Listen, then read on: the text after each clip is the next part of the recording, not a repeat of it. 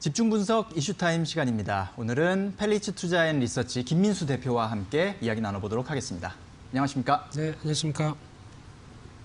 자, 먼저 오늘 이슈와 관련한 뉴스부터 화면으로 확인해 보시겠습니다.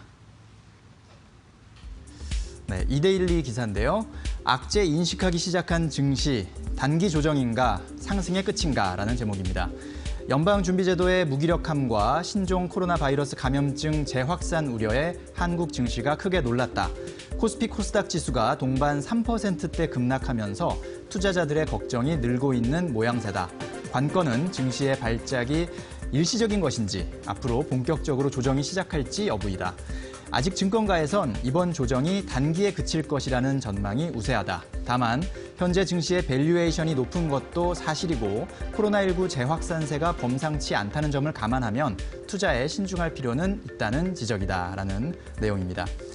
자, 가파른 회복세, 상승세를 이어오던 우리 증시가 최근 며칠 사이에 조금 약한 모습을 보였는데 여러 가지 살펴볼 만한 이슈들이 있는 것 같습니다. 오늘 김민수 대표와 함께 시장 상황들 또 주요 이슈들 같이 점검해 보도록 하겠습니다. 자, 대표님, 네. 아마 많은 지금 투자자분들 또 시청자분들이 관심 있게 우리 시장을 또 기다리고 있으실 것 같은데 네. 어제 이제 코스피와 코스닥 동반 3%대 급락을 했어요. 네. 최근 며칠 사이 조금 이제 주춤하는 그런 모양새라서 더더욱 어제의 급락에 대해서 좀 많은 분들이 더 의미를 부여하고 좀 관심 있게 보는 것 같은데 네. 일단은 그 최근 시장의 급락 배경부터 좀 정리를 깔끔하게 해주시죠. 네, 일단 앞서서 기사의 대부분의 내용들이 다 나왔습니다. 그런데 항상 조정은 보면은 일단 저희가 예측하지 못하게 그리고 네. 또 상당히 아프고 강하게 다가오는 게 요즘의 특징이 아닌가 싶은데 막상 또 조정이 다가오니까 여러 가지 불안감이 커질 수밖에 없겠죠. 네, 그런 관점으로 봤을 때 몇 가지 주요 어떤 시장이 빠르게 하락했던 요인을 보게 되면 어제 또 발단이 됐던 FOMC 회의죠. 네. 관련된 문구 쪽에서 여러 가지를 해석하는 가운데 가뜩이나 시장의 흐름들이 불안할 때 좀 위안이 되는 메시지를 전하면 모르겠지만 제가 보기에는 FOMC 회의에서 나온 내용들이 지난 흐름과 별반 차이 없었다. 특히 어떤 앞으로의 변화가 나오게 되면 적극적으로 대응하겠다라는 또 유보적인 입장이었을 뿐 최근에 나오고 있는 어떤 장기 금리가 또 빠르게 움직이고 있고 그에 따른 여러 가지 부분에 대한 해석들을 특별히 안 했다는 관점 쪽에서 아무래도 FOMC 회의에 대한 실망감들이 좀 컸다고 보여지고 있고요. 하지만 이 부분에 대해서는 FOMC 그 연준은 지금 하고 있는 일을 다 하고 있다는 관점 쪽에서 네. 추가적으로 어떤 시장에 대한 뉘앙스가 바뀌면 언제든지 액션을 취하겠다는 내용이다 보니까 너무 우려는 할 필요는 없다고 생각이 들고 있고요. 두 번째로 이제 코로나19 관련된 확진자가 다시 늘어나면서 300명대 일일 확진자를 좀 눈앞에 두고 있다는 관점들인데 이 부분이 왜 중요하냐면은 300명대 안착을 해서 좀 더 확장되기 시작하게 되면 과거 한 2월달, 3월달 같이 한 800~900명대 쪽으로 빠르게 넘어갈 수도 있다는 불안감들이 크다 보니까 매일 이 부분은 체크를 해야 되겠죠. 네. 근데 이제 경각심이 높아졌고 정부도 방역 활동을 좀 강화시킨다라고 하게 되면 생각보다 그때만큼 또 빠르게 그 확진자가 늘어날 가능성은 좀 아직까지는 물론 이제 예측이긴 합니다만 좀 그렇게 빠르게 늘어나지는 않지 않을까 하는 쪽도 생각을 해야 될 것 같고요. 또 세 번째로는 어제 나왔던 얘기까지만 하더라도 미중 간의 갈등이 확대된다라는 얘기가 나오는데 오늘 또 새벽에는 다시 어떤 무역회담을 하겠다라는 관점들로 선회하다 보니까 이 부분은 살짝 갈등에 대한 부분은 좀 줄어들었죠. 게다가 또 네 번째 같은 경우는 제일 중요한 게 달러화가 약세가 감에도 불구하고 외국인들이 안 산다. 신흥국 주식을 안 산다는 관점들인데 이쪽은 아무래도 외국인 입장 쪽으로 봤을 때 코로나19 사태가 여전히 꺾이지 않는다라고 하게 되면 지금 신흥국 입장을 바라볼 때 신흥국 펀드멘탈이 괜찮을까라고 계속 의문을 갖다 보니까 아직까지 신흥국 쪽으로 위험자산에 대한 선호가 그렇게 높지는 않다고 봐야 될 것 같고요. 그러다 보니까 상대적으로 자국 시장, 나스닥만 계속 강하게 움직이는 유동성을 보여준다라고 하게 되면 이쪽에 대한 변화는 조금 더 신흥국의 펀드멘탈을 체크해야 된다라는 관점 쪽으로 봤을 때 좀 유보적일 수가 있겠죠. 그래서 결론적으로 보게 되면 변동성은 커지는데 어제 나왔던 여러 가지 동향들을 봤었을 때는 일단 추가로 밀린다고 하더라도 한 2250 이상으로 더 밀리기에는 일단 단기 조정폭을 보여줬다라는 관점 쪽에서 추가로 밀릴 가능성은 염두를 하시되 더 크게 밀릴 가능성은 좀 제한적일 걸로 보여지고 있고요. 이럴 때일수록 시장이 반등할 때 가장 또 빠르게 움직일 수 있는 업종이 뭐냐라고 한다는 쪽으로 봤을 때 기존 주도 업종들이겠죠. 네. 친환경 관련된 쪽의 섹터들을 다시 한번 집중하시면서 시장을 이기는 전략 쪽에 포인트를 맞추는 게 좋다고 봐야 될 것 같습니다. 네, 그렇군요. 자, 일단은 크게 네 가지로 일단 정리를 해주셨어요. FOMC 의사록에 대한 실망감, 또 코로나19 2차 확산 우려, 또 미중 간 갈등 확대 우려, 그다음에 달러 약세에도 불구하고 돌아오지 않은 외국인 이렇게 네 가지 정리하셨는데 일단 FOMC 의사록에 대해서는 크게 뭐 우리가 실망하거나 걱정할 필요는 없다라고 평가를 해주셨고요. 또 미중 간 갈등도 조금 이제 다시 또 봉합되는 그런 제스처가 나오고 있기 때문에 그런 부분들도 좀 안심할 수 있는데 물론 이제 가장 큰 것이 이제 코로나19 2차 확산 이 그렇죠. 부분에 대한 불안감이 좀 해소되는 걸 지켜봐야 되겠고 외국인이 돌아올지 이 부분도 조금 더 지켜볼 필요가 있겠다 말씀해 주셨습니다. 그리고 조정 가능성을 염두는 하되 그게 크지는 않겠다라고 해주셨고요.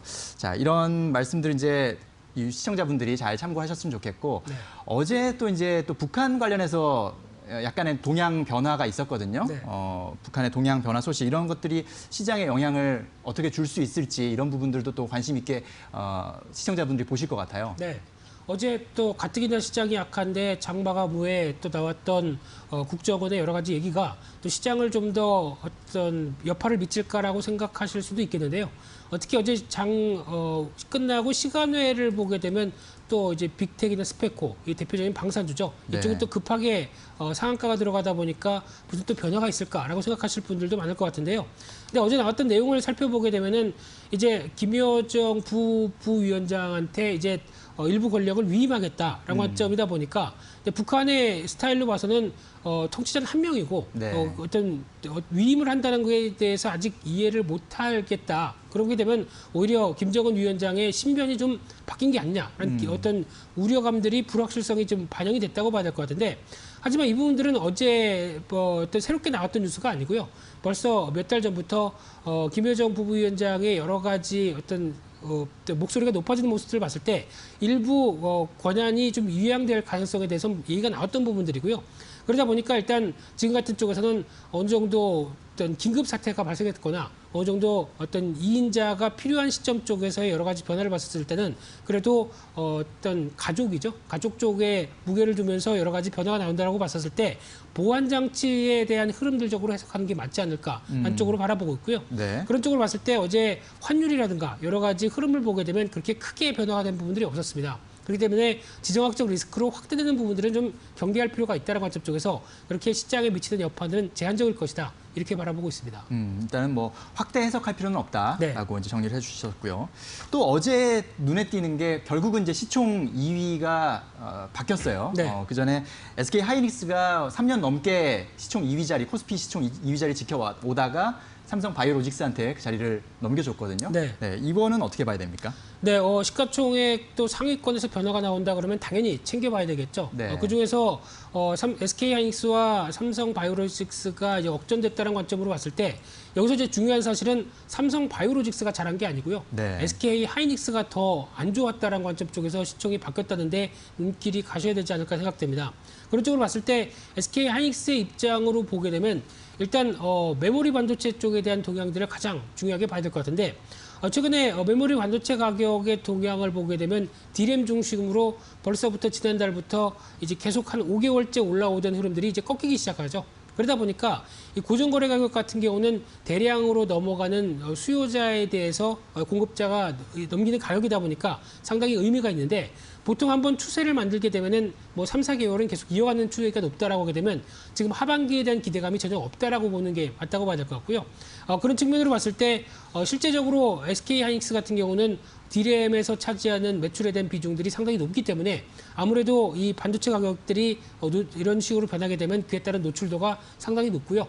반대로 삼성전자 같은 경우는 오히려 지금 비메모리라든가 이쪽으로 드라이브를 걸고 있고 거기다가 또 최근에 나오고 있는 뭐 스마트폰 쪽이 갤로 20이라고 그러죠. 갤럭시 노트 20이 잘 팔린다. 이런 얘기가 나오다 보니까 상대적인 보완이 될 수 있겠다는 쪽에서 SK하이닉스에 대한 타격들이 좀 더 크다라고 보여지고 있는 가운데 특히 또 상반기에는 서버 업체들이 코로나19가 좀 확산될 것 같으니까 재고를 빨리 가져오기 시작하면서 서버용 DRAM이 만약에 증설을 하게 되면 우리 꼭 필요한데 없으면 안 되겠다는 입장이다 보니까 많이 재고를 확보했는데 하반기로 들어오다 보니까 오히려 일단 너무 많이 산 거 아니야? 이런 관점 쪽에서 좀 재고가 좀 많이 쌓여 있죠. 그런 쪽에서 수요가 좀 줄어들 가능성 때문에 이 반도체 가격이 이렇게 변한다라고 보시면 될 것 같고요.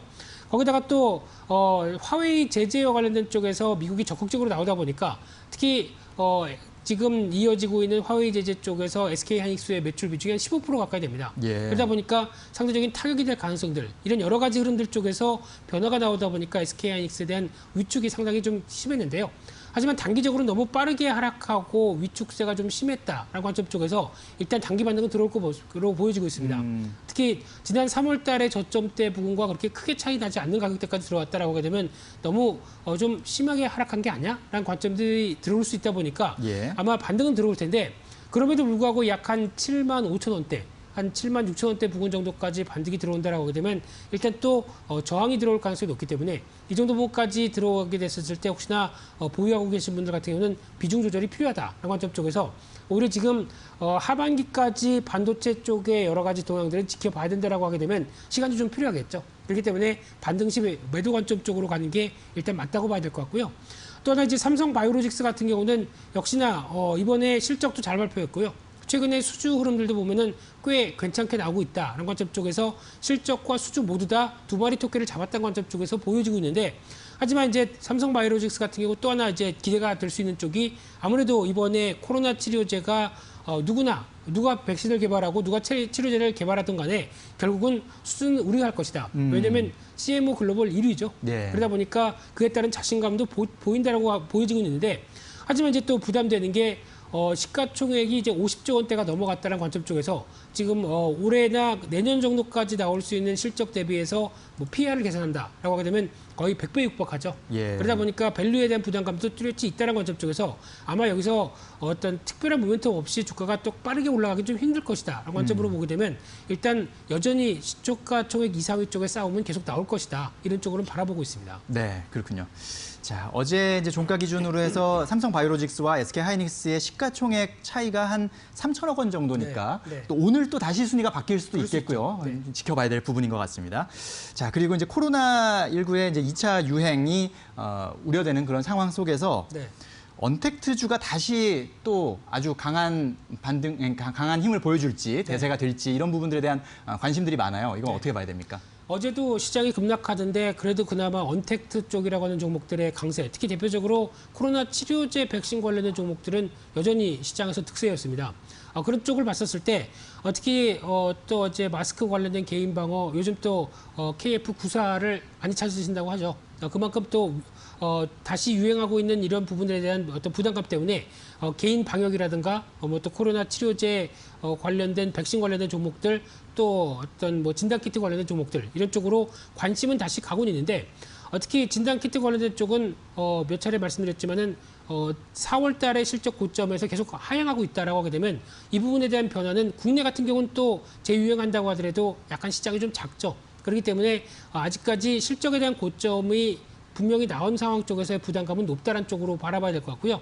그러다 보니까 또 치료제 백신 관련된 쪽 과거 쪽엔 또 신풍제약이 또 강한 시장의 변화를 이끌었는데 네. 요즘은 또 엑세스바이오입니다. 어제는 거래 정지가 됐고 오늘 또 상한가 가지 않을까 뭐 이런 흐름들이 나오고 있는데 게다가 또 뭐 우리들 제약부터 뭐 진원생명과학 이런 어떤 개별적인 치료제 모멘텀을 갖고 있는 종목들이 좀 강한 모습들인데 솔직히 확인이 안 됐죠.